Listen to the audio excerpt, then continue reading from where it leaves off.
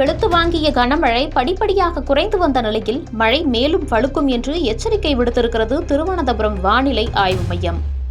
இந்த நிலையில் கொட்டி தீர்த்த கனமழையால் கிணறு ஒன்று சட்டென பூமிக்குள் சென்ற காட்சிகள் வெளியாகி அதிர்ச்சியை ஏற்படுத்தியுள்ளது.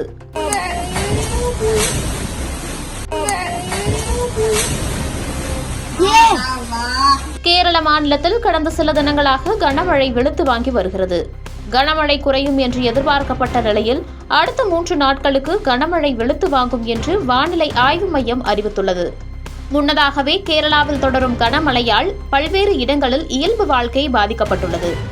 அந்த வகையில் மலப்புரம் மாவட்டத்தில் கொட்டி தீர்த்த கனமழையில் வாழக்காட் பகுதியின் அருகே உள்ள ஒருவரின் வீட்டின் முன்பிருந்த கிணறு இடிந்து விழுந்தது.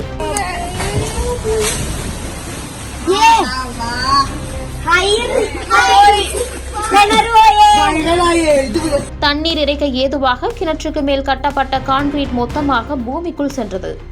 இப்படி இடிந்து விழுந்ததால் வந்த சத்தத்தை கேட்டு வீட்டில் இருந்தவர்கள் வெளியே வந்து பார்த்து அதிர்ச்சியில் ஆழ்ந்துள்ளனர். இன்றைய தினம் திருவனந்தபுரம் வானிலை மையம் வெளியிட்ட அறிவிப்பில் நாளைய தினம் வயநாடு, கோழிக்கோடு ஆகிய 2 மாவட்டங்களுக்கு மட்டும் ரெட் அலர்ட் எச்சரிக்கை விடுக்கப்பட்டுள்ளது.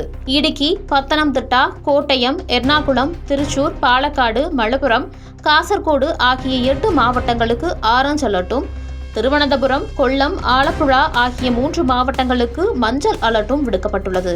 29ஆம் தேதியன்று இடுக்கி உள்ளிட்ட 4 மாவட்டங்களுக்கு ரெட் அலர்ட்டும் 10 மாவட்டங்களுக்கு ஆரஞ்ச் அலர்ட்டும் விடுக்கப்பட்டுள்ளது. தொடர்ந்து 3வது நாளாக 30ஆம் தேதியன்று இடுக்கி உள்ளிட்ட 6 மாவட்டங்களுக்கு ரெட் அலர்ட்டும் 8 மாவட்டங்களுக்கு ஆரஞ்ச் அலர்ட்டும் விடுக்கப்பட்டுள்ளது. நேற்று வரை மழை குறையும் என்று தெரிவித்திருந்த நிலையில் அறிவிப்பில் மாற்றம் செய்யப்பட்டுள்ளது. இதனால் கேரள மாநிலம் முழுவதும் மாவட்ட நிர்வாகங்கள் உஷார்படுத்தப்பட்டு பாதுகாப்பு முன்னெச்சரிக்கை நடவடிக்கைகள் தீவிரப்படுத்தப்பட்டுள்ளன.